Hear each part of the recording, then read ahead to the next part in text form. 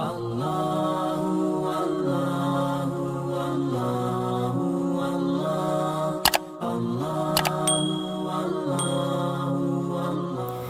Ustadz, saya kan udah ngafalin Quran ya. Alhamdulillah udah selesai Ustadz. Terus gimana Ustadz biar hafalan tetap terjaga? Terus apa konsekuensinya kalau hafalan sampai terlupakan gitu Ustadz? Ya, orang yang sudah menghafal Quran, apalagi sudah sampai taraf 30 juz, dia hafal, dia jaga. Bagaimana cara menjaganya?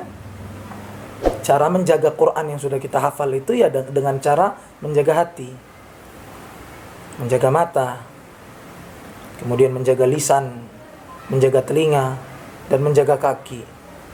Menjaga seluruh anggota tubuh yang zahir dan yang batin, agar enggak bermaksiat, agar tidak berbuat dosa atau mengundang kemurkaan Allah Subhanahu wa taala. Antum sudah menghafal Quran, antum sudah menjaga Al-Quran.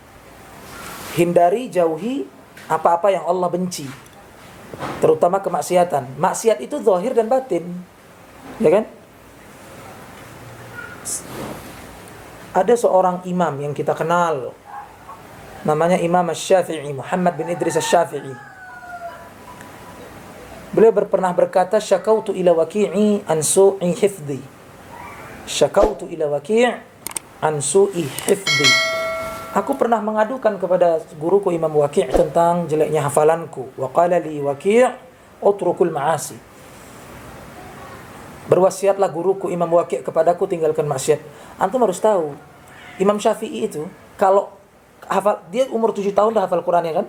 Umur 7 tahun. Udah hafal Quran 30 juz, mutqin mutbiq. Saat titik-titiknya hafal. Ya kan? 100 kali lebih hafal Quran Imam Syafi'i daripada Ustaz Adi Hidayat. 100 kali lipat Ustaz Adi Hidayat lah Imam Syafi'i. Tapi kalau ngelihat betis tumitnya wanita, langsung hilang hafalannya. Itu tumit, betis wanita. Bagaimana kalau orang yang sengaja, menyengaja untuk apa? Bermaksiat. Maksiat banyak, maksiat mata, maksiat lisan, menceritakan keburukan orang, menghina orang, mencaci maki orang mukmin, ya kan?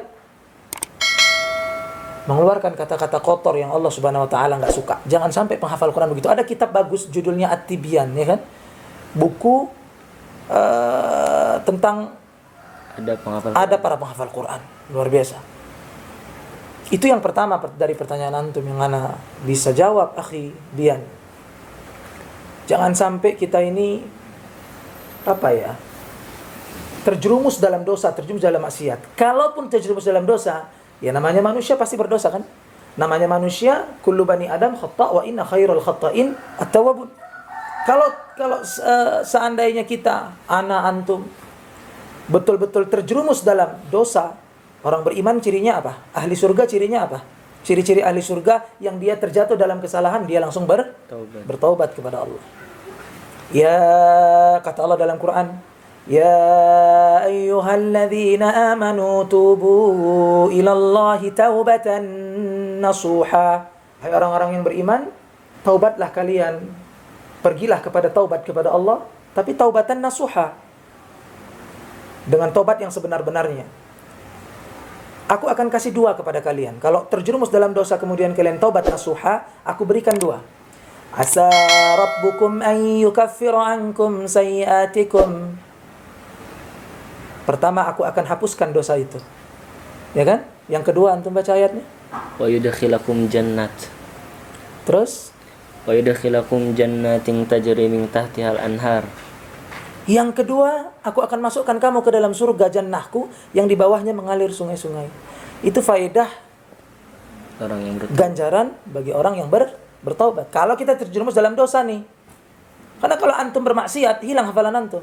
Antum nonton film-film, video-video, konten-konten yang Allah haramkan, yang enggak layak, ya kan? Antum mendengar segala sesuatu yang Allah benci. Quran itu cahaya, hilang dia dari hati antum. Capek antum udah bertahun-tahun ngafal masuk pondok. Itu yang pertama. Yang kedua, apa konsekuensi bagi orang yang melupakan Al-Quran yang udah dihafalkan gitu?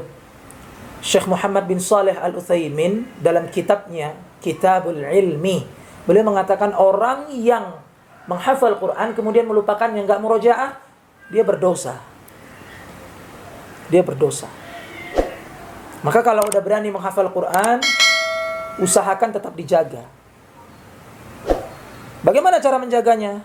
Sebetulnya Quran itu penjaga kita dari berbuat dosa. Quran itu perisai kita. Orang yang hafal Quran dan mendawamkan membaca Al-Quran yang dia hafal dimanapun dia berada, dikit-dikit baca Quran, dikit-dikit baca Quran, walaupun cuma sepenggal, gitu kan? Sulit sihir akan masuk ke antum. Antum sulit, nggak bisa disihir. Bukan nggak bisa, sulit orang sihir antum.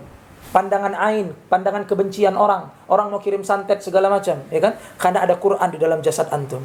Mana mampu ilmu-ilmu hitam, jin, syaitan, iblis itu menembus jasad antum karena ada Quran yang melindungi antum. Tapi didawamkan.